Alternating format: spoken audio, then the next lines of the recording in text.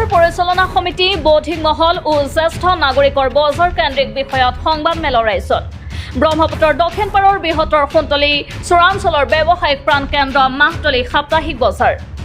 য'ত নেকি হাজাৰ হাজাৰ টকা চৰকাৰে ৰাজহ সংগ্ৰহ কৰাৰ সমান্তৰালকৈ দৰিদ্ৰ লোকে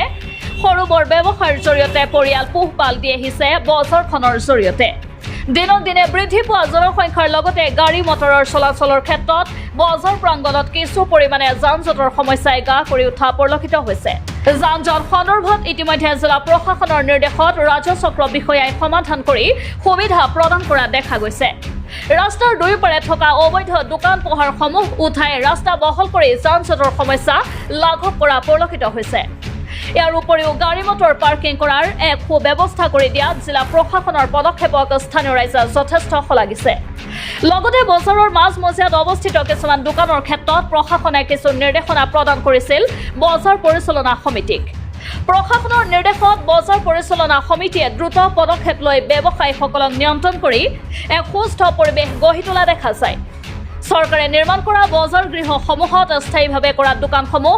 উঠাই দিয়াৰ উপৰিও মাছ শাক পাচলি আদিৰ দোকান কৰাৰ ব্যৱস্থা কৰি দিয়ে বজাৰ পৰিচালনা সমিতিয়ে তথাপিতো এটা চক্ৰই মাহতলী বজাৰক কেন্দ্ৰ কৰি সঘনাই উদ্দেশ্য প্ৰণোদিতভাৱে ভিত্তিহীন বিষয় লৈ সামাজিক মাধ্যমত অপপ্ৰচাৰ কৰাত জাঙুৰ খাই উঠিছে পৰিচালনা সমিতি বৌদ্ধিক মহলৰ লগতে জ্যেষ্ঠ মুৰব্বীসকলে আৰু আয়োজন কৰে এখন সংবাদ মেলৰ যোগেদি বজাৰখন সৃষ্টিকালৰে পৰা বজাৰৰ জৰিয়তে এই অঞ্চলত কৰা উন্নয়নমূলক কামৰ লগতে বৰ্তমানৰ পৰিৱেশৰ পৰিস্থিতি দাঙি ধৰে জানি সুখী হ'ব যে আমাৰ এক টকাও কোনো কমিটিৰ হাতত ৰাখিব নোৱাৰিব প্ৰত্যেকটা কমিটিৰ বেংক একাউণ্ট আছে একাউণ্টৰ জৰিয়তে বেংকত সন্নিৱিষ্ট কৰি ৰখা হৈছে এক টকা তাত কোনো আমাৰ এটা নীতি আছে আমি বছৰৰ শেষত যিটো অডিট কৰি সম্পূৰ্ণ কৰি আমি যিটো এটা কি কয় এটা নীতি নিৰ্ধাৰণ এটা কমিটি বনাওঁ আৰু নীতি নিৰ্ধাৰণ কমিটিয়ে এটা নীতি ইতিমধ্যে নিৰ্ধাৰণ কৰি দিছে যে আমাৰ এই ফাণ্ডসমূহ কোনো এজন ব্যক্তি হাতত ৰাখিব নোৱাৰিব লাগিলে সেই বজাৰ কমিটিয়ে হওক লাগিলে ব্যৱসায় সন্থাই হওক বা লাগিলে উন্নয়ন কমিটিয়ে হওক বেংকত একাউণ্টত জমা ৰাখিব লাগিব কাৰণ আমাৰ একাউণ্ট বজাৰ কমিটিৰ নামতো আছে আমাৰ একাউণ্ট উন্নয়ন কমিটিৰ নামতো আছে আশা কৰিছিলোঁ যে এটা বিজ্ঞান মহাবিদ্যালয় ইয়াত স্থাপন কৰিব আৰু যোৱা 3 বছৰ আগত বিজ্ঞান মহাবিদ্যালয় স্থাপন কৰাৰ কাৰণে ইয়াত ইতিমধ্যে মথাউৰি চাৰিআলিৰ ওচৰতেই 3 বিঘা মাটি কিনি থোৱা হৈছিলে আৰু বিজ্ঞান মহাবিদ্যালয় ষ্টাৰ্ট কৰা হৈছিলে এইটোও আপোনালোকে জানিব কিন্তু অসম চৰকাৰে যেতিয়া এটা নিৰ্দেশনা দিলে যে কোনো ভেঞ্চাৰ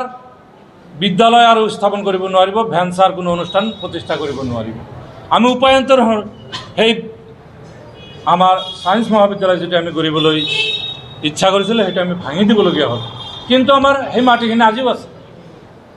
আপোনালোকে জানিব আপোনালোকৰ ওচৰতে আমাৰ সোণতলী আউটপোষ্টখন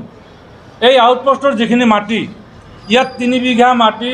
কিনি দি এই আউটপোষ্টখন ইয়াত আমাৰ অঞ্চলৰ মুৰব্বীসকলে এই ফাণ্ডৰ জৰিয়তে কিনি দিছিলে আপোনালোকে আৰু জানো আচৰিত হ'ব ভাল পাব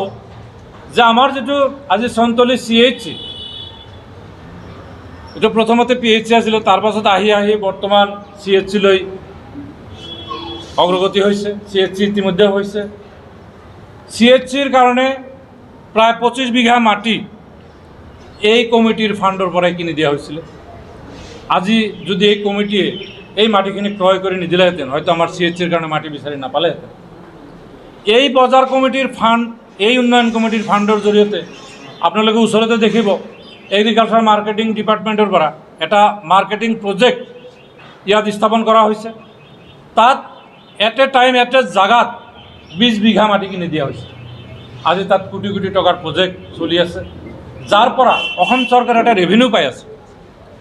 এটা বৃহৎ অংকৰ ৰেভিনিউ পাই আছে কিন্তু সেই উৎসটো আজি যিটো ৰেভিনিউৰ উৎস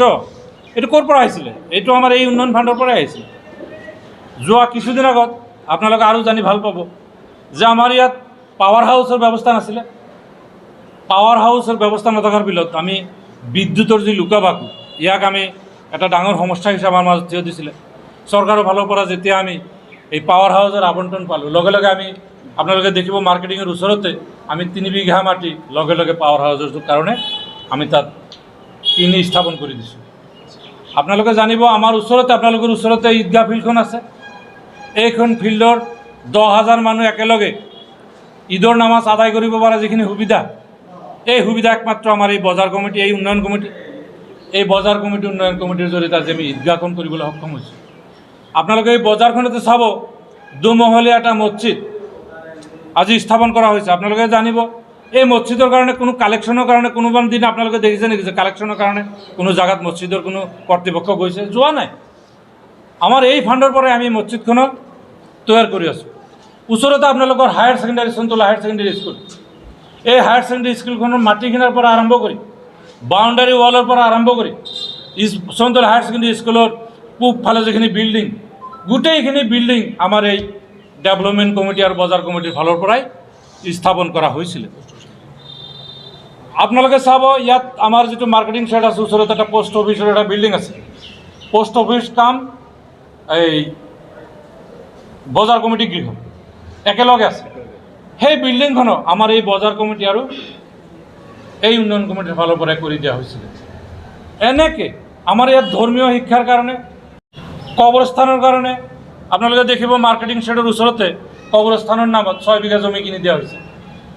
6 বিঘা জমি কিনি দিয়াই নহয়, তাতে বাউণ্ডাৰী ৱালো অসম্পূৰ্ণ আছিলে, সম্পূৰ্ণ কৰি দিয়া হৈছে। যাৱতীয় ডেভেলপমেণ্টেৰ কাম কাজ